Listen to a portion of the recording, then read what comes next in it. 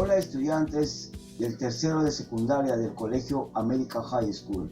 En esta oportunidad vamos a desarrollar el área de Ciencias Sociales con el tema Crisis Política Española y la Independencia de América.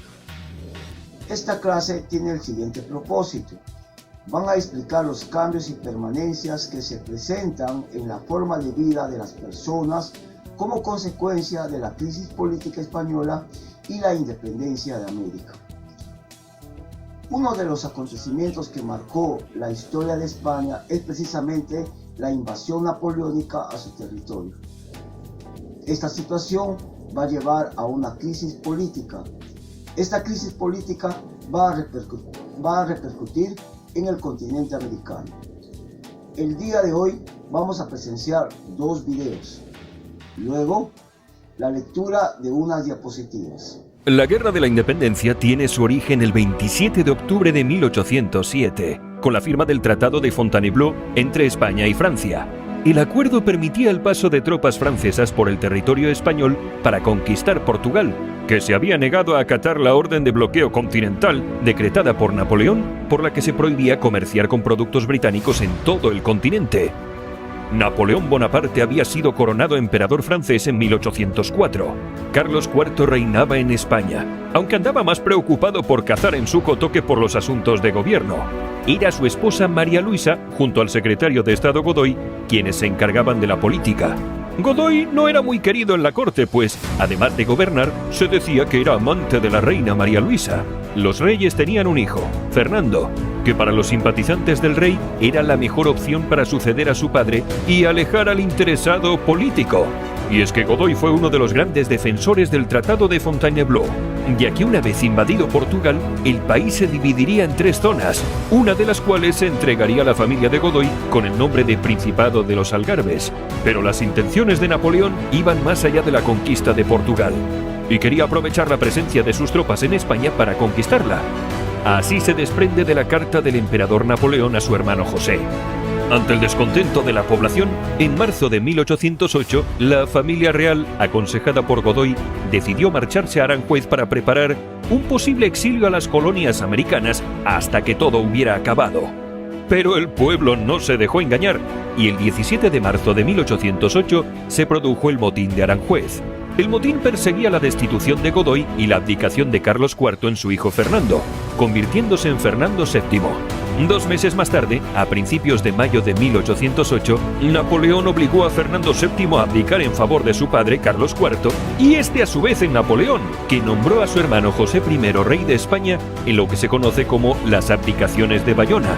Así se recoge en una carta de Bayona de 8 de mayo de 1808, en el que se nos cuentan los detalles de todo lo que aconteció. Consecuencia de estos movimientos, se produce una división política a nivel interno.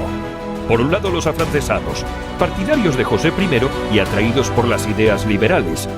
Del otro lado, los patriotas, contrarios a la ocupación francesa y caracterizados por la exaltación de la patria y el nacionalismo. El 2 de mayo de 1808 estalla la guerra. Se produce el levantamiento generalizado en Madrid contra la ocupación de España por los franceses. El mariscal Murat, cuñado de Napoleón, lanza una proclama amenazando a todo aquel que ande con armas o realice corrillos contra el nuevo régimen. Un día más tarde, se produce una dura represión de las tropas francesas con los fusilamientos del 3 de mayo. Así queda reflejada la represión y la violencia de los combatientes en la serie de grabados de Goya, Los desastres de la guerra, y también en muchas otras estampas. Poco a poco las revueltas se suceden en Burgos y en León, y la guerra se extiende por toda España. El pueblo no se queda de brazos cruzados, y se organiza, y surgen las juntas locales para hacer frente a los franceses. Se crean más adelante las juntas provinciales y la Junta Suprema Central Gubernativa del Reino, que empezó a organizar ataques contra los franceses y a dar instrucciones claras a los ciudadanos, como podemos ver en el Catecismo Civil de España. En la primera fase de la guerra, la Grande Armée, liderada por Napoleón, intenta la sumisión de toda la península y tiene su primera derrota en la batalla de Bailén. Los franceses se verán obligados a replegarse hacia los Pirineos. Napoleón llega a Bayona el 2 de noviembre de 1808 y se ve obligado a reagrupar y reorganizar sus tropas en 2 ejércitos para tomar España y Portugal. En una carta entre Murat y Napoleón, este último entra en cólera por el fracaso de sus ejércitos. Más de 200 combatientes muertos en Zaragoza y parte de su ejército muerto en Valencia. En la segunda fase de la guerra cambian las tornas y empieza la dominación francesa. Las batallas de Talavera y Ocaña provocaron la derrota del ejército hispano-inglés. Napoleón empieza a conquistar España y la Junta Suprema Central se repliega primero a Sevilla y después a Cádiz. A partir de 1812 se produce el fin de la dominación francesa. El 22 de julio de 1812 tiene lugar al sur de Salamanca la batalla de Arapiles. Napoleón sufre una enorme derrota que anunció el fin de su hegemonía en Europa. Los ejércitos británico, portugués y español, apoyados por la guerrilla, consiguen retirar al ejército francés. En septiembre de ese mismo año se convocan las Cortes de Cádiz y se pone en marcha el proceso constitucional que desemboca en la elaboración y aprobación de la Constitución de 1812, conocida vulgarmente como la PEPA. En ella se proclama la soberanía nacional, la división de poderes, la representación nacional en las Cortes y se reconocen ciertos derechos individuales como el habeas corpus. Napoleón se ve obligado a retirar sus decenas de miles de hombres para destinarlos a su campaña en Rusia y defender Francia en las guerras europeas. El 11 de diciembre de 1813, Napoleón firma el Tratado de Valenciennes, que reconoce a Fernando VII y a sus sucesores como reyes de España y de las Indias, manteniendo la integridad del territorio español. A nivel político, la guerra significó el principio del fin del antiguo régimen, iniciando un proceso que acabaría 20 años más tarde, con la implantación del liberalismo. A nivel económico, la guerra supuso una catástrofe para la economía española. Además del elevadísimo número de pérdidas humanas, esto desencadenó pérdidas en la agricultura, ya que los campos no tenían mano de obra. Además de la pérdida de vidas, fue perjudicial el exilio de los afrancesados, un grupo de elevado nivel cultural que se vieron obligados a cruzar los Pirineos para eludir las represalias de los vencedores. La industria se vio muy perjudicada por la destrucción que sufrió por las tropas francesas y británicas. Igualmente, el comercio también se vio repercutido debido a los puentes y caminos destruidos.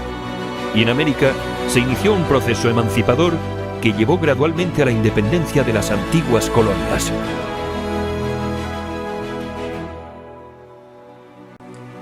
¿Qué países desarrollaron juntas nacionales en América del Sur? En el siglo XIX, los criollos empezaron a tener mayores aspiraciones políticas, pero seguían siendo fieles al rey Fernando VII de España. Sin embargo, un hecho externo hizo cambiar la historia de las colonias. Napoleón Bonaparte invade España en el año 1808. Ante esta invasión y el cautiverio del rey Fernando VII, en España se forman juntas provinciales que juran su fidelidad al rey Fernando VII y prometen guardar su trono hasta que recuperara su libertad. Pero el largo tiempo del rey Fernando en prisión hizo que se empezara a notar la falta de autoridad de los organismos españoles, desencadenando luchas políticas entre peninsulares y criollos. Es así como desde 1809 en adelante se empezaron a formar juntas de gobierno que reemplazaron a las autoridades nombradas por la corona española. Estas juntas fueron la de Quito en Ecuador, la de La Paz en Bolivia, la de Caracas en Venezuela, la de Buenos Aires en Argentina, la de Bogotá en Colombia y la de Santiago en Chile.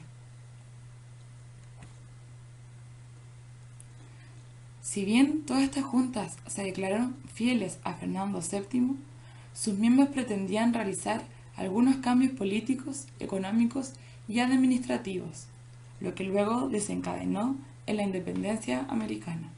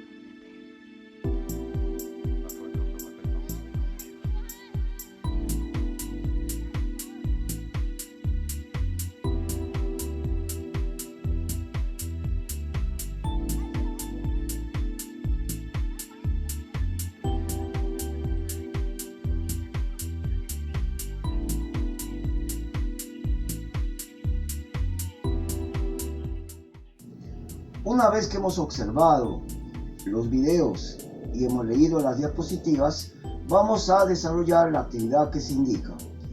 Recuerden realizar la actividad, desarrollarlo en su cuaderno y enviar la foto en el correo ariosvilla.1105@gmail.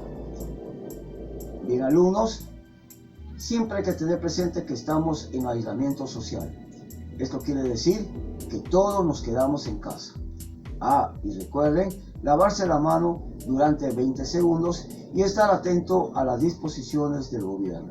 Gracias.